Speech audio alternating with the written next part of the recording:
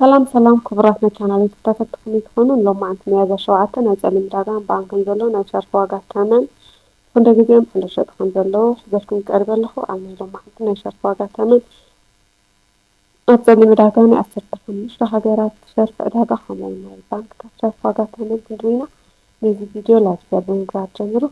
ሓደሽቲ ኮይንኩም ሰብስክራይብ ብምግባር ቤተሰብ ኩኑ። ክሳብ ቪድዮ መወዳእታ ሓቢርኩም ፅንሑ ንሓደ ዶላር ኣሜሪካ ኣብ ጸሊም ዕዳጋ እናተሸርፈል ዘሎ ዋጋ ብ188 ብርን 35 ሳንቲምን ክሽረፍ ከሎ ንሓደ ዶላር ኣሜሪካ ብ18,835 ብር እናተሸረፈ ይርከብ። ንናይ ኣሜሪካ ዶላር ብዝለዓለ ዋጋ እናተሸረፈ ዝርከብ ባንኪ ወጋገን ባንኪ እዩ።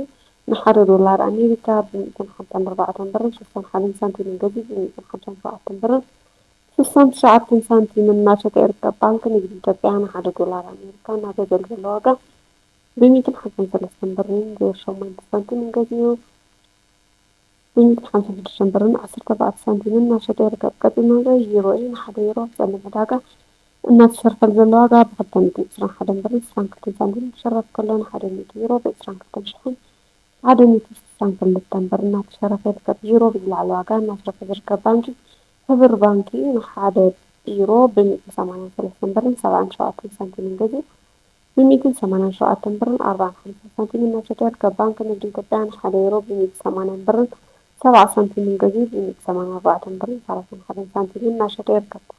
ቀፂልና ንሪኦ ስዊስ ፍራንክ እዩ። ንሓደ ስዊስ ፍራንክ ኣብ ጸሊም ዕዳጋ እናተሸርፈል ዘሎ ዋጋ ብ240 ብርን 51 ሳንቲምን ክሽረፍ ከሎ ንሓደ ስዊስ ፍራንክ ብ24,051 ብር እናተሸረፈ ይርከብ። ናይ ስዊስ ፍራንክ ዝለዓለ ዋጋ እናተሸረፈ ዝርከብ ባንኪ ዳሽን ባንኪ ንሓደ ስዊስ ፍራንክ ብ198 ብርን 76 ሳንቲምን ገዚኡ ብ202 ብርን 70 ሳንቲምን እናሸጠ ይርከብ። ባንኪ ንግዲ ኢትዮጵያ ንሓደ ስዊስ ፍራንክ ብ192 ብርን 60 ሳንቲምን ገዚኡ ብ196 ብርን 45 ሳንቲምን እናሸጠ ይርከብ። ቀፂልና ንሪኦ ካናዳ ዶላር እዩ። ሓደ ካናዳ ዶላር ኣብ ጸሊም ዕዳጋ እናተሸርፈል ዘሎ ዋጋ ብ135 ብርን 15 ሳንቲምን ክሽረፍ ከሎ ንሓደ ካናዳ ዶላር ብ13,515 ብር እናተሸረፈ ይርከብ። ባንኪ ንግዲ ኢትዮጵያ ንሓደ ካናዳ ዶላር ብ107 ብርን 99 ሳንቲምን ገዚኡ ብ110 ብርን 15 ሳንቲምን እናሸጠ ይርከብ። ናይ ካናዳ ዶላር ብዝለዓለ ዋጋ እናተሸረፈ ዝርከብ ባንኪ እናት ባንኪ ብ112 ብርን 15 ሳንቲምን ገዚኡ ብ114 ብርን 39 ሳንቲምን እናሸጠ ይርከብ።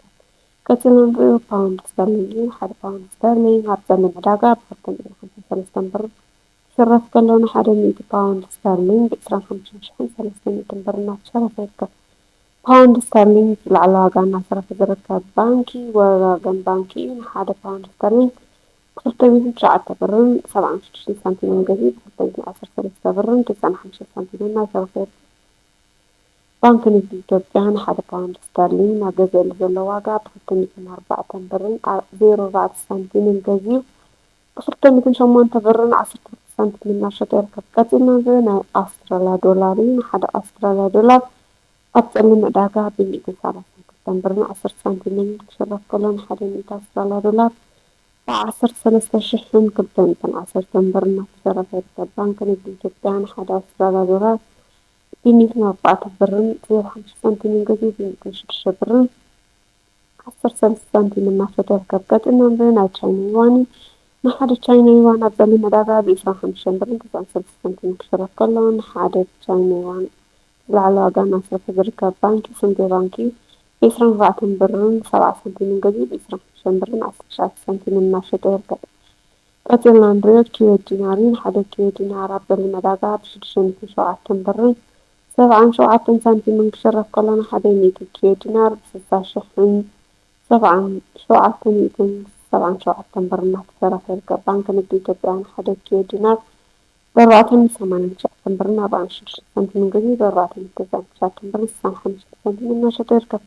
ንናይ ኩዌት ዲናር ዝለዓለ ዋጋ እናተሸረፈ ዝርከብ ባንኪ ግሎባል ባንኪ እዩ። ንሓደ ኩዌት ዲናር ብ501 ብርን 43 ሳንቲምን ገዚኡ ብ511 ብርን 46 ሳንቲምን እናሸጠ ይርከብ።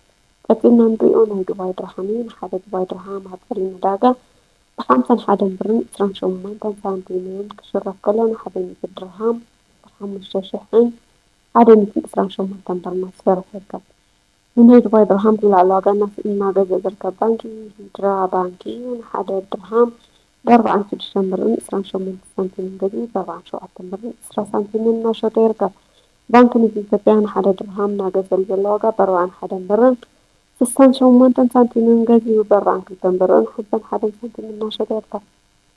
ቀፂልና ንሪኦ ናይ ስዑድ ሪያል እዩ። ንሓደ ስዑድ ሪያል ኣብ ፀሊም ዕዳጋ እናተሸርፈል ዘሎ ዋጋ ብ50 ብርን 18 ሳንቲምን ክሽረፍ ከሎ ንሓደ ስዑድ ሪያል ብ5,018 ብርን እናተሸረፈ ይርከብ። ናይ ስዑድ ሪያል ዝለዓለ ዋጋ እናተረፈ ዝርከብ ባንኪ ሂጅራ ባንኪ ንሓደ ስዑድ ሪያል ብ44 ብርን 79 ሳንቲምን ገዚኡ ብ45 ብርን 69 ሳንቲምን እናሸረፈ ይርከብ። ባንኪ ንግዲ ኢትዮጵያ ንሓደ ስዑድ ሪያል እናገዝአሉ ዘሎ ዋጋ ብ40 ብርን 79 ሳንቲምን ክሽረፍ ከሎ ብ41 ብርን 59 ሳንቲምን እናሸጠ ይርከብ። ቀፂልና ንሪኦ ኦማን ሪያል እዩ። ንሓደ ኦማን ሪያል ኣብ ፀሊም ዕዳጋ ብ504 ብርን 10 ሳንቲምን ክሽረፍ ከሎ ንሓደ ኦማን ሪያል ብ50,410 ብር እናተሸረፈ ይርከብ። ቀፂልና ንረክቦ ጆርዳን ዲናር እዩ። ንሓደ ጆርዳን ዲናር ኣብ ፀሊም ዕዳጋ ብ265 ብርን 05 ሳንቲምን ክሽረፍ ከሎ ንሓደ ጆርዳን ዲናር ብ26,500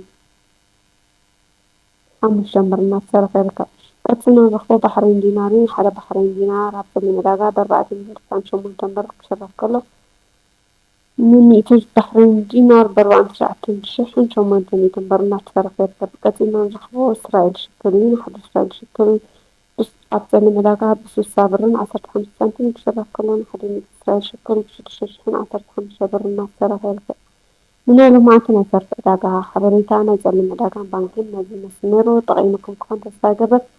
ናብ ካልእ ንክበፅሕ ላይክ ሸር ግበሩ። ሓደሽቲ ኮይንኩም ሰብስክራይብ ምግባር ቤተሰብ ኩኑ። ኣብ ቀፃሊ ብካሊእ ቪድዮ ክሳብ ንራኸብ ሰላም።